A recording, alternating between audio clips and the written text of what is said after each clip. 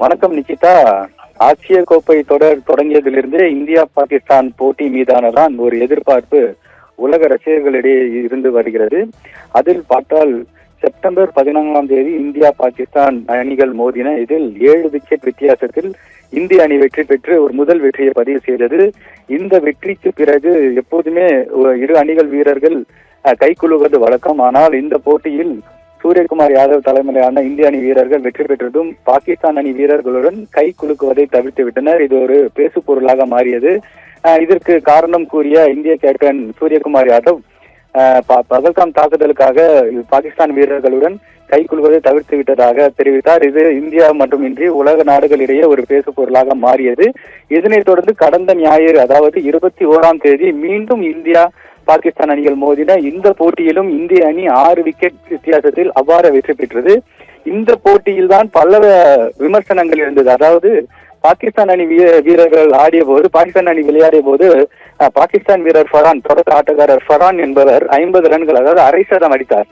அதற்கு அரை சதம் அடித்த கொண்டாட்டத்தின் போது இந்திய ரசிகர்கள் இருக்கும் மாடங்களை பார்த்து துப்பாக்கியால் சுடுவது போல் ஒரு போஸ்ட் செய்தார்.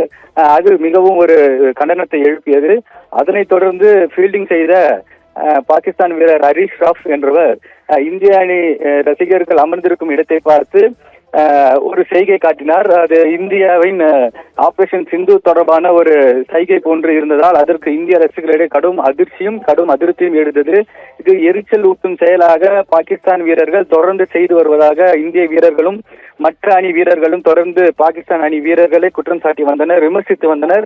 ஆனாலும் பாகிஸ்தான் அணி திருந்துவதாக இல்லை. ஏனென்றால் அந்த போட்டி முடிந்த பிறகு இந்திய அணியின் கேப்டனும் பாகிஸ்தான் அணி வீரருமான ஷாஹித் அஃப்ரிடி செய்தியாளரை சந்தித்தனர். அப்போது சூரியகுமார் யாதவ் ஒரே ஒரு வார்த்தை தான் கூறினார்: எங்களுக்கு பாகிஸ்தான் அணி எதிரி அணியும் கிடையாது, எங்களுக்கு இணையான அணியும் கிடையாது.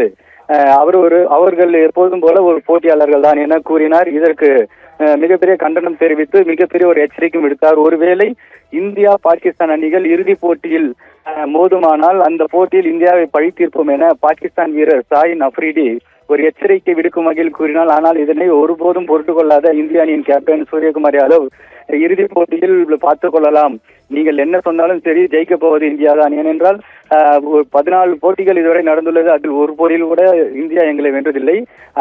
இந்த இறுதிப் போட்டியில் மற்றும் என்ன ஆக போறது, களத்தில் சந்திக்கலாம் என சூரியகுமார் யாதவ் ஒரு வார்த்தை தெரிவித்தார். இதற்கு தான் தற்போது 2 அணி வீரர்கள் இடையே மிகப்பெரிய ஒரு பரபரப்பு இருக்கிறது.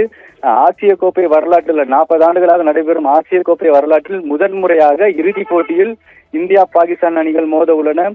இந்த நேரத்தில் இந்த இரு அணி வீரர்கள், இரு அணி கேப்டன்களின் இந்த விமர்சனமான வார்த்தைகளால் மிகப்பெரிய ஒரு எதிர்பார்ப்பு ஏற்பட்டிருக்கிறது. அதே போன்று வரும் ஞாயிற்றுக்கிழமை, நாளை மறுநாள் இரவு 8 மணி அளவில் இறுதிப் போட்டி இந்தியா பாகிஸ்தான் அணிகள் மோத உள்ளன. இந்த போட்டியில் எந்த அணி வெல்லும் என்பது மிகப்பெரிய ஒரு கேள்விக்குறியாக இருந்தாலும் உலக ரசிகர்களிடையே மிகுந்த எதிர்பார்ப்பு ஏற்படுத்தியுள்ளது.